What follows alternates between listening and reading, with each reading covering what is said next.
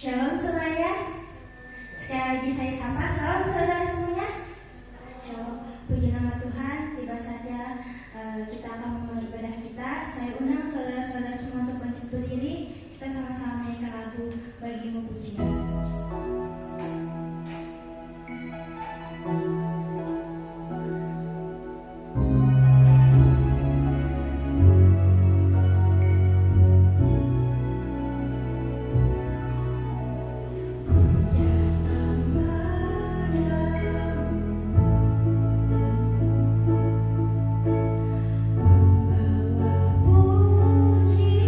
Pujianku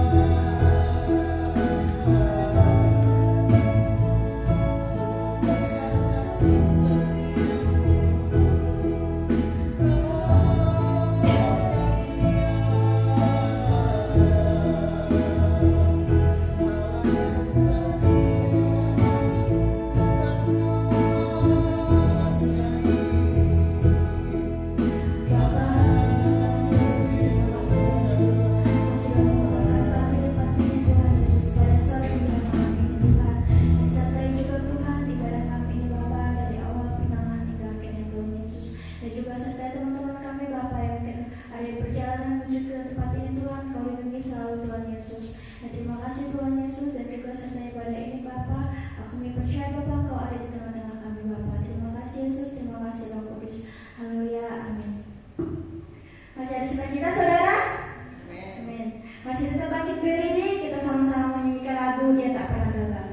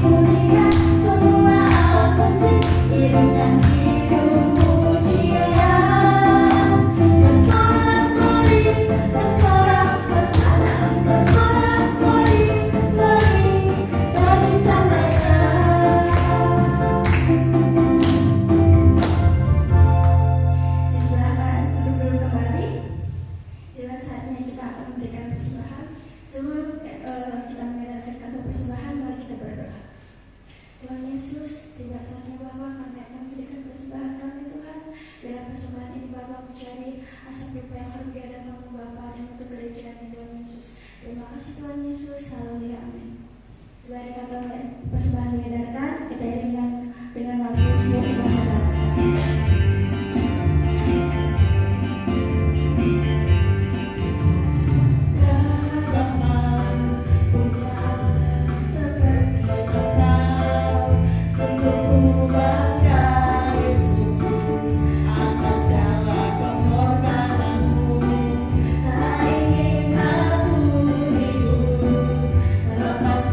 Kasih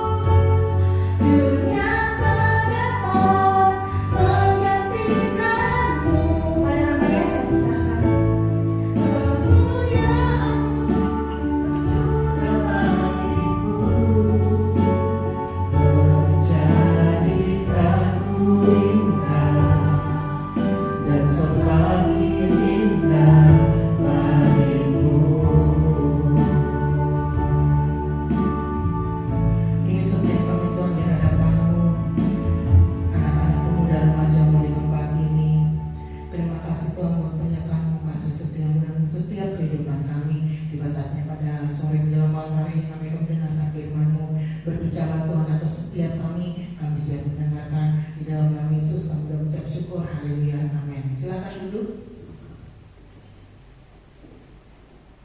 Shalom. Puji nama Tuhan. Meskipun lemes karena cuaca tidak bersahabat, mari kita buka Alkitab kita dalam Mazmur Daud pasal yang ke-92.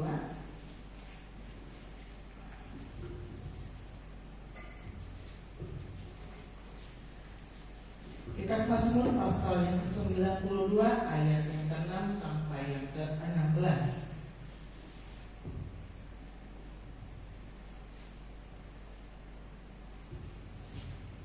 Sudah ketemu? Amin. Amin. Saya akan bacakan untuk kita sekalian dengan perikop Tuhan Hakim yang adil. Ayat yang ke-6. Betapa besarnya pekerjaan-pekerjaan-Mu ya Tuhan, dan sangat dalamnya rancangan-rancangan-Mu. Orang bodoh tidak akan mengetahui, dan orang bebal tidak akan mengerti hal itu. Apabila orang-orang fasik bertunas seperti tumbuh-tumbuhan, dan orang-orang yang melakukan kejahatan berkembang, ialah supaya mereka dipunahkan untuk selama-lamanya. Tetapi Engkau di tempat yang tinggi untuk selama-lamanya, ya Tuhan. Sebab sesungguhnya musuh-Mu, ya Tuhan, sesungguhnya musuh-Mu akan binasa. Semua orang yang melakukan kejahatan akan dicerai-beraikan. Tetapi Kau tinggikan tandukku seperti tanduk banteng. Aku dituangi dengan minyak baru, mataku memandangi seteruku, telingaku mendengar perihal orang-orang jahat yang bangkit melawan aku. Orang benar akan bertunas seperti pohon korma, akan tumbuh subur seperti pohon aras di Libanon. Mereka yang ditanam di bait Tuhan akan bertunas di pelataran Allah kita. Pada masa tua pun mereka masih berbuah, menjadi gemuk dan segar, untuk memberitakan bahwa Tuhan itu benar, bahwa Ia gunung batuku dan tidak ada kecurangan padanya. Nah, judul khotbah saya pada malam hari ini yaitu semakin dewasa semakin menjadi. Nah, kalau mendengar ini pasti tahu ya, ada peribahasa yang mengatakan, ada pepatah yang mengatakan tua-tua keladi, makin tua makin menjadi. Biasanya kalau kita mendengar kata-kata tersebut itu berarti konotasi atau arah kata-kata tersebut menjadi negatif. Benar apa benar? Iya kan? Jadi pikirannya, orang tua mungkin getih, mungkin dan lain sebagainya. Nah, di sini kita belajar menjadi dewasa itu sering dianggap semakin bijaksana. Artinya semakin tahu membedakan yang baik dan yang buruk. Contoh orang yang bijaksana dalam Alkitab adalah Salomo. Kemudian memiliki banyak pengetahuan dan pengalaman. Nah, jadi semakin umur meningkat, dari yang bayi, TK, SD, SMP, SMA, kuliah, kerja, bahkan sampai menikah. Nah, berarti kita semakin tinggi pengetahuannya. Dari yang gak bisa baca sampai bisa baca, sampai bisa hitung, bisa perkalian, bahkan bisa rumus Pythagoras dan lain sebagainya, sampai dia di dunia kerja, dia bisa menghasilkan uang dan akhirnya dia bisa rumah tangga. Ya kan? Nah, di sini pengalamannya juga banyak. Mungkin kalau SD di situ-situ aja, SMP mulai luas pergaulannya, SMA apalagi sudah mengenal namanya cinta, dan kuliah apalagi keluar kota nanti seperti teman-teman kita, banyak pengalaman dari antar suku, antar agama, jadi banyak pengetahuan yang kita gali dari daerah suatu tempat yang kita datangi. Kemudian kita sering dijadikan tempat bertanya. Nah, gak mungkin kalau misalnya Hani lulus dari SMP ditanya, Kakak Hani tahu nggak 1+1 berapa? Pasti ketawa dia. Karena ilmunya sudah tidak di situ lagi. Ilmunya mungkin sudah 10 kali 10.000, mungkin 50 kali 252. Ilmunya sudah di situ, bukan di 1 kali 1 lagi. Nah,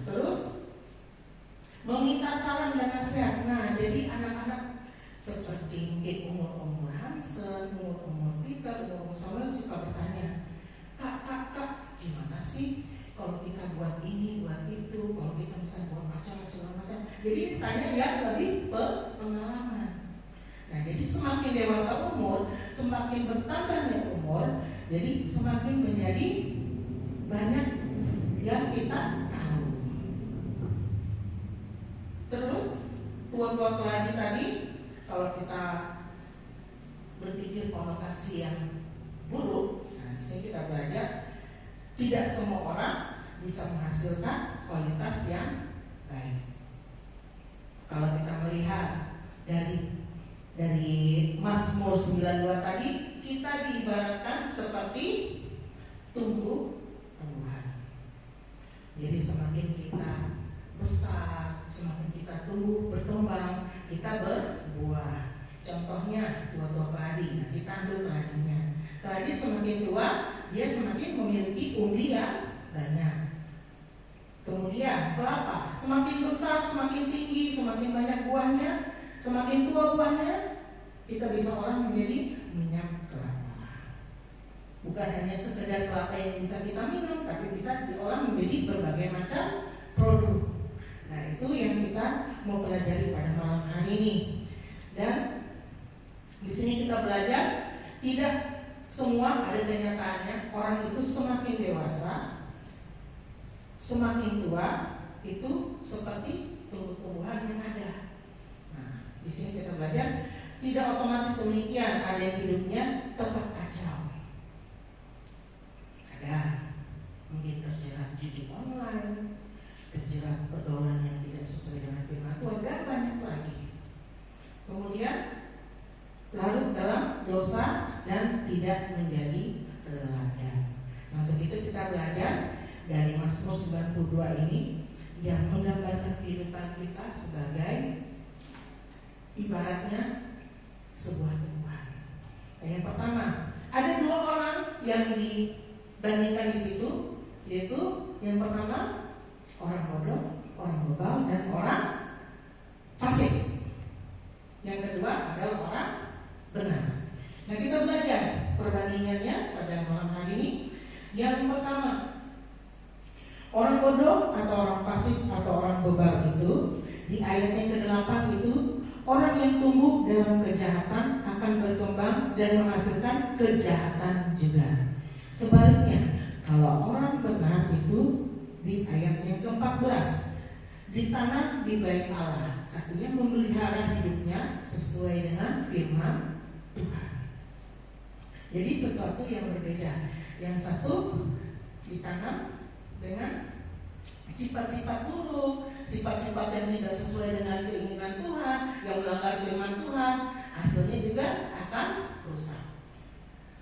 Dan orang benar yaitu ditanam di bait Allah, artinya mereka hidup sesuai dengan maunya Tuhan dan hasilnya akan baik pula. Meskipun kita melihat ada satu tokoh dalam Alkitab ya, itu Ayub ya. Nah, Ayub itu adalah orang yang setia dan saleh. Tetapi ada satu kekurangannya. Ada yang tahu? Dia mengenal Tuhan dari kata orang. Setelah dia mengalami sendiri, Tuhan ubah hidupnya. Nanti saudara bisa baca di kitab Ayub dari awal sampai akhir. Dari awal dia orang yang taat dan saleh, dia tidak pernah meninggalkan ibadah, bahkan anaknya suka pesta pora, besok paginya dia mempersembahkan kurban kepada Tuhan. Siapa tahu anakku berbuat dosa. Tapi Tuhan membiarkan kuasa gelap mengujinya. Yang penting jangan sampai membuat dia mati. Terakhir dia kena borong. Nah, jadi kita belajar. Jadi orang yang ditanam di bait Allah artinya orang yang hidup di dalam Tuhan dengan sungguh-sungguh. Kemudian yang kedua,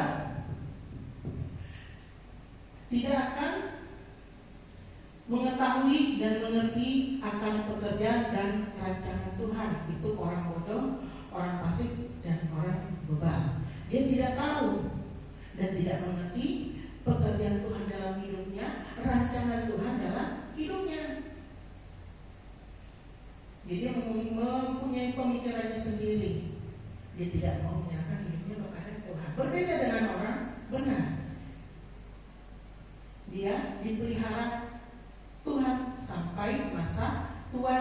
di ayat yang ke-15 tadi, yang tidak akan mengetahui dan mengerti pekerjaan dan rencana Tuhan itu di ayat yang ke-6 dan ke-7. Jadi masa tuanya dipelihara oleh Tuhan karena dia hidup di hadapan Tuhan. Jadi berbeda ya, saudara ya.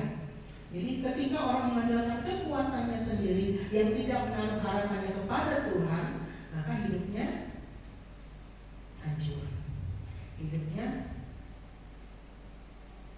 tidak akan sesuai keinginan Tuhan. Dan berbeda dengan orang benar tadi, sampai masa tua dipelihara Tuhan. Sampai ada lagunya, sampai masa tuaku aku Yesus tetap iya. Dan sampai masa memutih rambut Tuhan menggendong kita. Nah, bahagianya orang yang hidup di dalam Tuhan. Yang ketiga,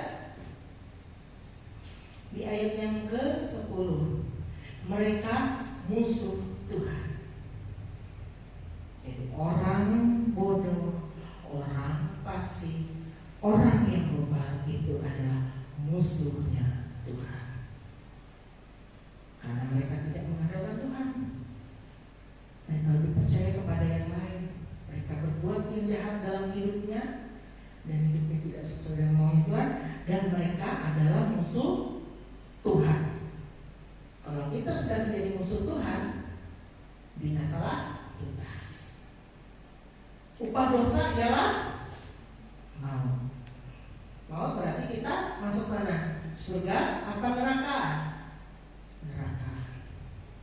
Kalau sekolah minggu kan diajar, kalau berbuat dosa masuk neraka, berbuat baik masuk surga. Nah, di sini kita belajar lebih dalam lagi. Kalau kita menjadi musuh Tuhan, jadi seterunya Tuhan, seteru itu orang yang berbuat dengan Tuhan, orang yang selalu melawan Tuhan. Jadi dia tidak sesuai dengan maunya Tuhan, dan mereka akan hidupnya berdosa dan masuk ke dalam kekekalan, yaitu neraka. Kemudian yang menjadi orang benar di sini, dia menjadi saksi Kristus, itu di dalam ayat 15a tadi. Mereka hidupnya apa? Memberitakan bahwa Tuhan itu benar. Jadi saksi Kristus. Jadi saksi Kristus itu apa? Jadi teladan, jadi contoh. Hidup kita nih, nah saya pernah bilang, hidup kita ini suratan Kristus yang terbuka. Artinya kita bisa dilihat orang dari cara kita menegur, cara kita berbicara, cara kita berjalan pun orang akan melihat, kayaknya begitu. Mukanya dilihat, ekspresinya gimana. Jadi semua apa yang kita lakukan sebagai orang percaya itu jadi sorotan bagi orang. Makanya mulai dari sekarang benahi diri kita. Kalau hidup kita sudah tidak baik di hadapan Tuhan, minta Tuhan, bagaimana Tuhan ini hidup saya. Ketika kita menyerahkan hidup kita dengan sungguh-sungguh, maka Tuhan akan memperbarui hidup kita. Tentunya kalau kita sudah berbuat sesuatu yang di luar dari keinginan Tuhan, pasti ada ganjarannya. Tetapi Tuhan adalah setia dan adil. Dia akan mengampuni setiap dosa kita. Dan sini kita menjadi saksi Kristus itu dimanapun kita berada, di sekolah, di tempat kuliah, di tempat kerja, di rumah kita sekalipun, di sekitar kita, bahkan di gereja pun, itu menjadi saksi Kristus. Nah, kamu adalah terang, kamu adalah garam dunia. Firman Tuhan seperti itu. Tuhan Yesus mengajarkan kita. Jadi hendaklah kita berbuat seperti yang Kristus berbuat. Contohnya, role modelnya siapa? Tuhan Yesus sendiri. Kemudian yang terakhir, dalam Mazmur 92, contohnya apa? Ciri-ciri tadi, orang bodoh, orang fasik, orang bebal itu. Yang keempat yaitu membenci orang yang takut akan Tuhan. Nah, ini berbahaya. Kalau sampai kita benci orang yang seiman dengan kita benci orang yang satu pelayanan sama kita, kita benci orang yang satu rumah dengan kita, bahkan kita benci orang yang di luar sana, gak jadi role model lagi kita, gak jadi contoh lagi kita. Nah, kita lihat di ayat yang ke-12 tadi ya. aku memandangi seteruku, telingaku mendengar orang-orang jahat yang bangkit melawan aku. Jadi orang-orang fasik itu suka mengintimidasi orang-orang yang seiman dengan dia, itu berbahaya. Tapi berbalikannya dengan orang benar, yaitu percaya dan berharap kepada Tuhan, meskipun ia dibenci, ya, tapi dia tetap berharap kepada Tuhan, dia tetap berserah kepada Tuhan, dia percaya kepada Tuhan. Itu di ayat 16b. Di situ kita melihat bahwa ia gunung batuku dan tidak ada kecurangan padanya. Meskipun kita dibully, kita diasingkan atau kita tidak dianggap, tapi Tuhan setia dan adil di sini. Kita harus tetap percaya dan berharap kepada Tuhan, karena Tuhan adalah pelindung kita, penolong kita dalam kehidupan kita. Mau apapun yang terjadi, meskipun kita minoritas sekalipun, kita minoritas, itu bukan mayoritas. Mungkin kalau kita masih di kalangan gereja, kita masih mayoritas. Tapi kalau sudah di luar, kita harus jaga sikap kita, jaga perilaku kita, karena kita ada role modelnya Tuhan. Siapa yang kita anut juga? Tuhan juga. Kita contoh bagi setiap orang-orang yang belum mengenal Tuhan. Bagaimana orang bisa mengenal Tuhan melalui kehidupan kita kalau hidup kita sendiri tidak sesuai dengan firman Tuhan. Demikian dapat saya sampaikan khotbah singkat saya pada malam hari ini. Mari kita bersatu di dalam doa. Tuhan Yesus, terima kasih Tuhan sudah memberkati kami, mengingatkan kami sekalian untuk menjadi terang dan garam-Mu, menjadi contoh-Mu, menjadi teladan-Mu dimanapun kami berada. Dan biarlah semakin bertambahnya dengan usia kami, bertambahnya umur kami, nama-Mu semakin dipuji dan dimuliakan. Kami menjadi terang dan garam-Mu dimanapun kami berada, dan Kristus dimuliakan itu di kehidupan setiap kami. Hamba-Mu sudah selesai berbicara, kiranya Kau memperkatakan firman Tuhan yang setiap anak-anak-Mu di tempat ini. Dan sebentar kami akan berpisah satu dengan yang lain. Kami percaya penyertaan Tuhan sempurna atas setiap kami. Kau memimpin untuk menjaga setiap kami hingga sampai tempat tujuan kami. Dan kami kumpulkan kami Tuhan di tempat ini kembali untuk bersama-sama memuji dan memuliakan nama-Mu. Terima kasih Tuhan, terima kasih Roh Kudus. Kami menyerahkan kehidupan setiap para pelayan di tempat ini, baik yang melayani pada hari ini.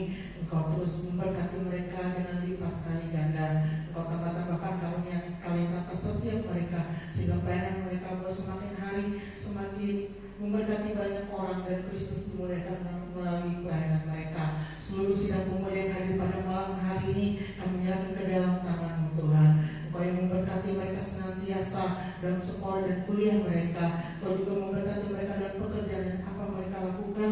Engkau buat berhasil dan beruntung. Engkau memberkati mereka dalam keluarga dan bahkan dalam pelayanan mereka. Engkau terus menyertai kehidupan setiap mereka. Apapun mereka cita-citakan, apapun mereka inginkan dalam kehidupan mereka, Engkau campur tangan atas setiap anak muda-Mu, anak remaja-Mu di tempat ini. Biar mereka boleh melihat kemuliaan Tuhan terang atas setiap mereka yang mengandalkan Engkau. Terima kasih Tuhan, terima kasih Yesus. Di dalam nama Yesus kami akhiri ibadah kami pada malam hari ini. Haleluya, amin. Umat kita untuk pada malam hari ini jadwal bisa dilihat di dalam grup. Kemudian yang mau menabung bisa ke saudara